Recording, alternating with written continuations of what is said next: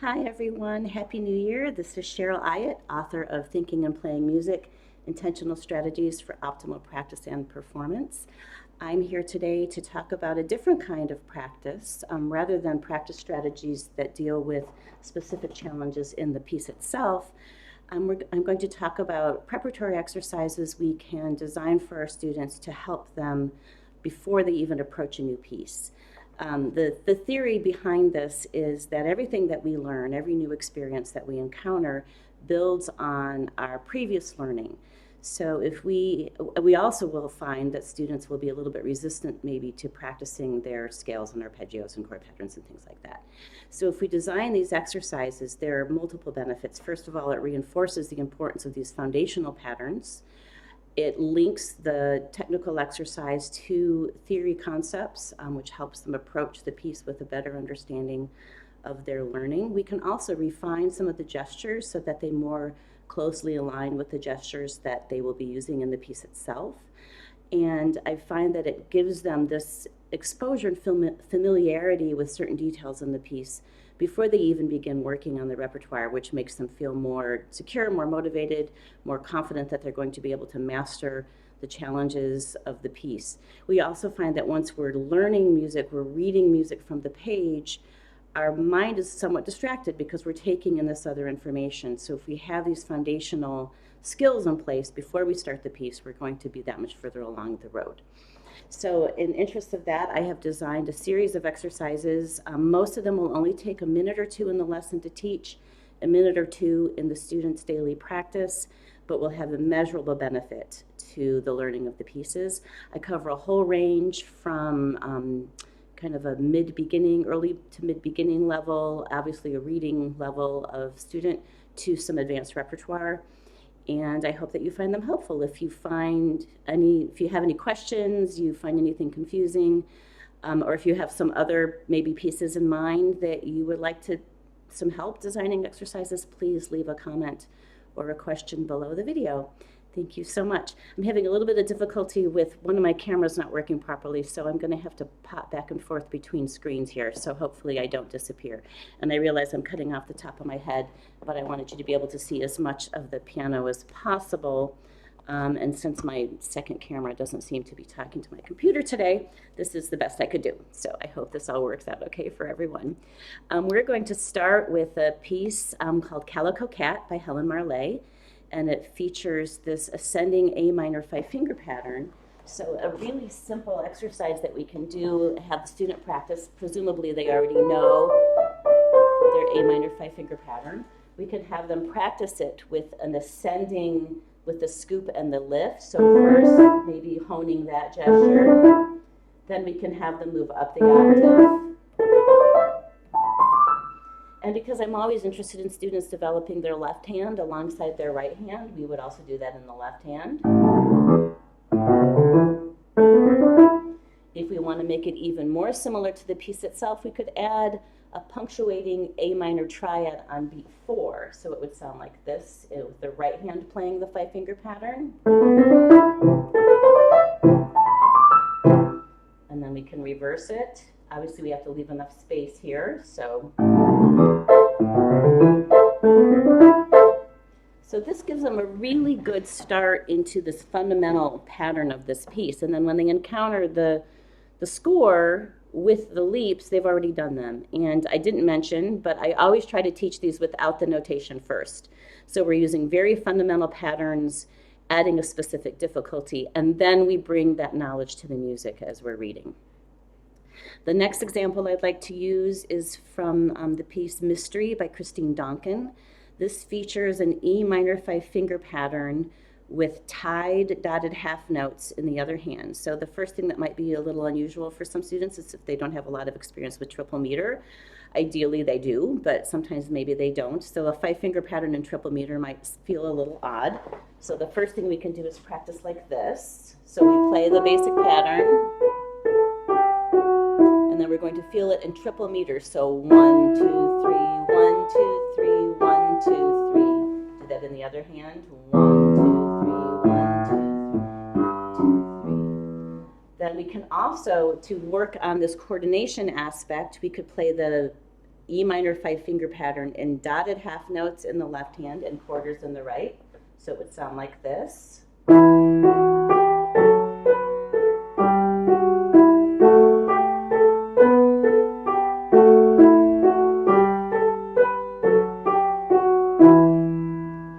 So this adds a level of difficulty beyond the hands together because the changes of direction are not happening simultaneously, so they have to kind of keep on that path of moving by step. If we want to add the tied feature, now we can hold the left hand for 6 counts. 1, 2, 3, tie, 2, 3, 1, 2, 3, tie.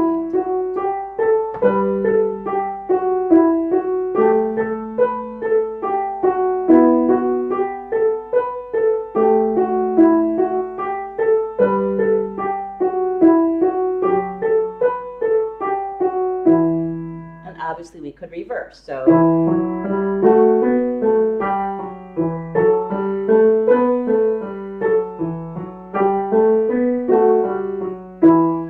etc.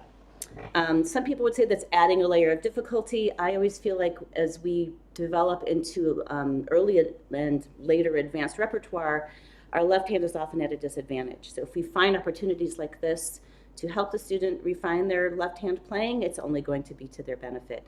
Another thing that happens later in the piece is descending blocked fifths. So we can also just practice a blocked fifth slowly, moving chromatically. In the piece it only goes from G to E, but there's no harm in extending that practice. So that's another thing we can do to help prepare the student for the piece. My next example is A Little Joke by Kabalevsky. Actually, when I teach this piece, once I teach it with the music, I always teach the student to play the left hand alone first. But we can do a preparatory exercise where we start with a C major 5-finger pattern in the right hand, but imitating that articulation pattern. So we would play...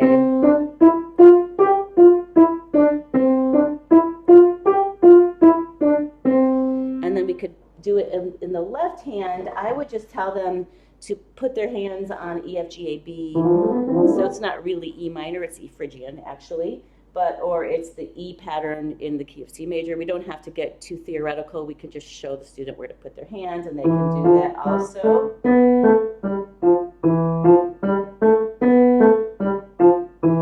And then we can do that hands together. Sorry, I did that wrong. Staccatos.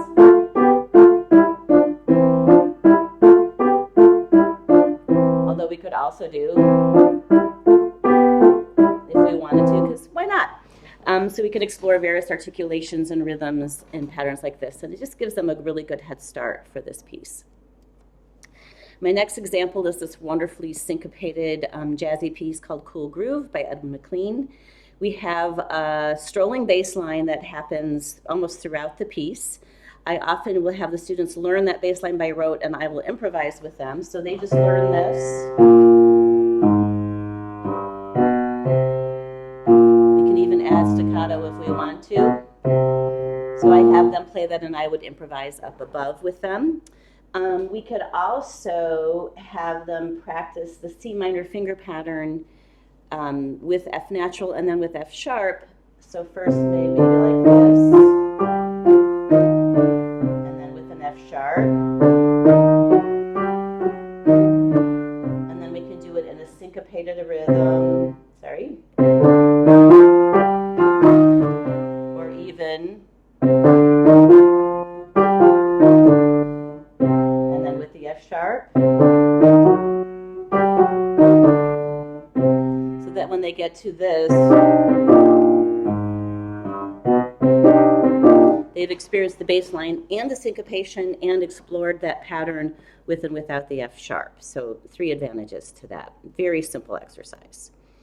For Harlequinade, this is by Krebs. We have some descending 16th patterns and then what I call noodles, and then some broken octaves in the left hand. So I might give a student something like a descending E flat major 5-finger pattern, and then add what I call the noodle.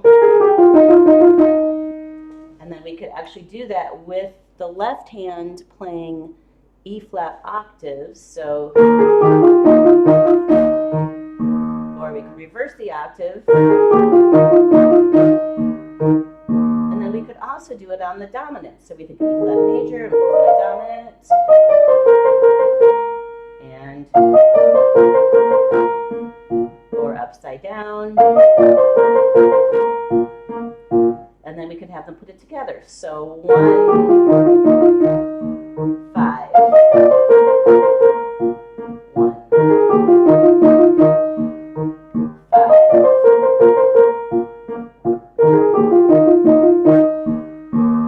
So they're getting some technique, some theory, some practice with the coordination.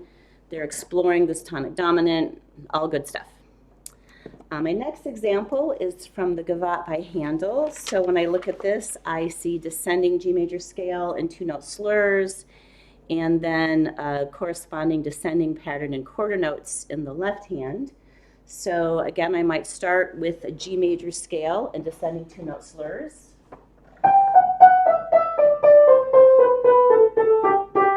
And in the left hand.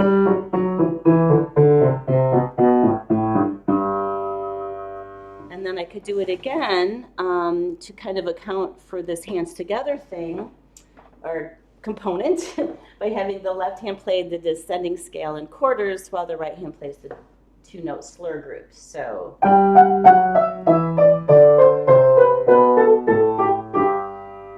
So a little bit tricky coordination, but not any more difficult than what they're doing in the piece itself. And again, we're using their present knowledge to just kind of refine some of these gestures before we deal with the difficulties of the piece. In this very well-known Clementi sonatina, we have alternating patterns, interval patterns in the left hand with broken octaves in the right. So we can review maybe some broken intervals in G natural minor. So we can do ascending. Ascending always seems easier for some reason. So we start going up.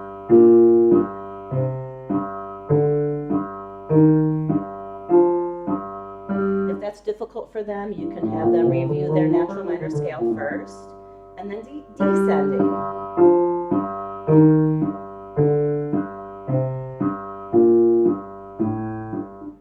And then we can add the alternating eighths. So, you might want to go from top to bottom.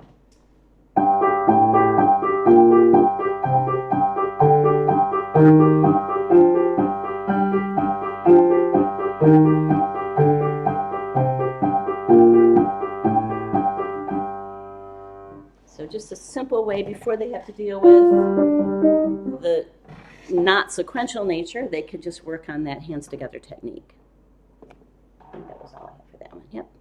Okay, so for the Atwood sonatina in G major, we have this Alberti-based pattern. I've often found that students will get kind of caught up in the figuration and forget to read the chords. So if we start with a simple blocked chord practice, so they can practice they're probably learning one of these cadence patterns, or 1, 4, 5, 7, 1, or 1, 4, 5, 7, 1. So they can practice those blocked, and then an Alberti bass. I always like to start with 2 of each. So 2, 1, 2, 4, 2 of 5, 2 of 1. Then we might go to 1 of each. 1, 4, 5, 1. As a practice strategy, they could actually practice this piece with the left hand in blocked chords, which gets them to hands together much sooner without having to deal with the complexities of that figuration. But these simple chord progressions in Alberti patterns is a really excellent preparatory exercise. My next example is taken from the Song of Twilight by Nakata. This has, it's an F-sharp minor, which is a bit challenging for a lot of students, and then these motions in thirds with adding some triads. So a little bit more of an advanced practice strategy, but we would have the student review their F-sharp natural minor scale. You can do this in the right hand as well. And then practice the scale in thirds. And I don't worry so much at this point about which fingerings they use. I want them to strive for being as legato as possible. And they can be slow because the piece is slow anyway. Plus we're learning. I used to call call slow practice tempo di Lerno. Sorry. You can also do it in the right hand.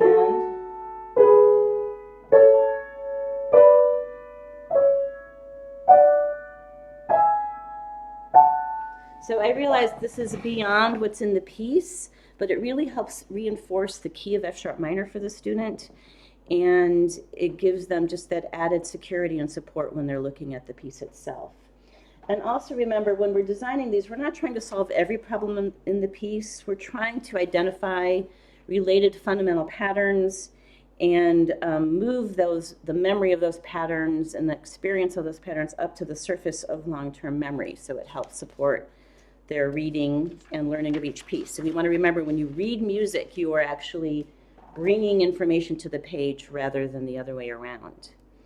The next example is from this Invention in F major by Bach. I'm just going to check and make sure that this is still recording the way I want it to.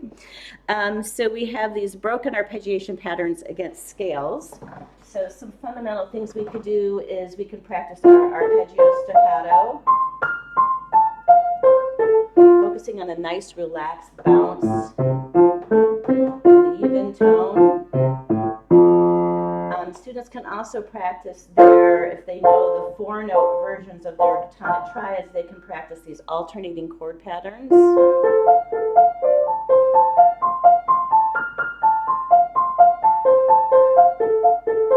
Same thing in the other hand. We could also we could combine the arpeggio and the scale by playing a scale in 16ths in one hand with the arpeggio and 8ths in the other. And because of the rhythm of that, I find it works best to start the left hand and 8th note later, so it would look like this. And then we reverse. And if that one felt a little weird, if I were practicing, I would do that one again. But that's a really good, just basic foundational pattern that leads really beautifully into the invention itself. My next example is from the Sonata in G major by Haydn. It has some alternating intervals. And this example only goes up to the 6th, but I always say, why not explore the whole octave? So we can practice 5th, 6th, 7th octave. And then we could even do one of each. Sorry.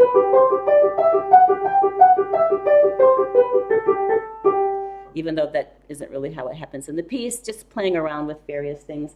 We can also practice the G major scale in octaves in the left hand.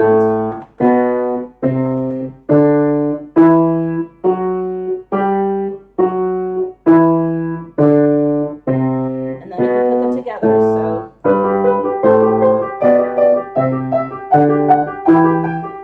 got too close to myself. Oh, I forgot. When we get to D, we're going to resolve. So we're going to go 1, 2, 3, 4. Sorry. 1, 2, 3, 4, 5, 1. So we have to recognize when the dominant appears.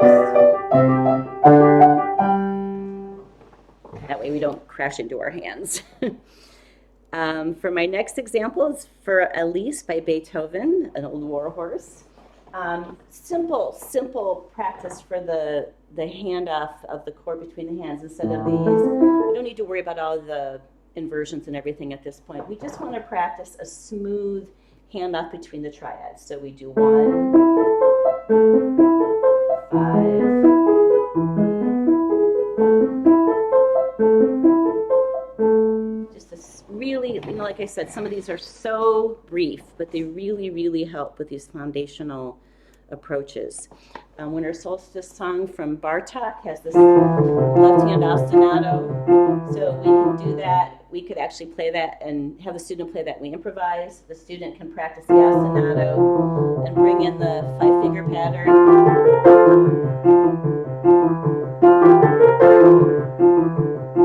Just to get that coordination down. Again, super simple, super short.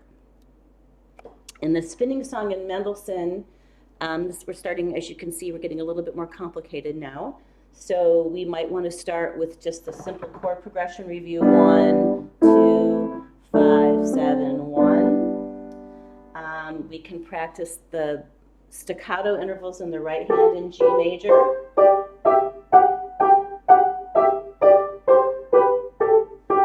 We can practice the broken intervals. This is a chance to work on the staccato approach, the rotational approach independently, and then we can put them together. That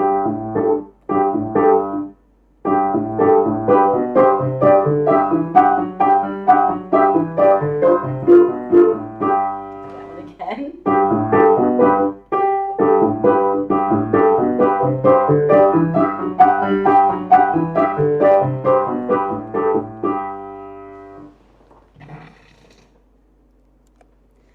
For this impromptu in A flat major, which I always think is funny that it starts in A flat minor, we review our arpeggio, and then we can just play this basic pattern in 1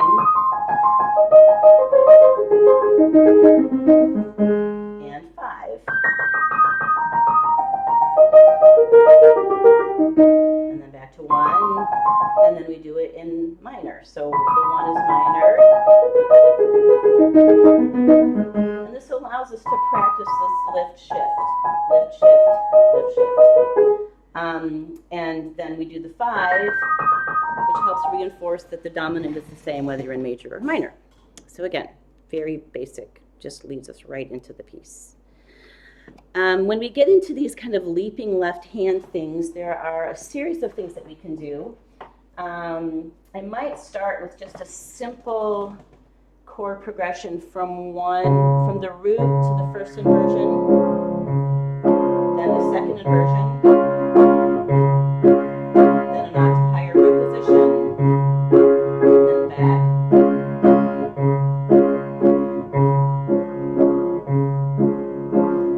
Then I would ask the student to review their dominant 7th in D flat major. And then we do the same thing with the dominant 7th. So 1.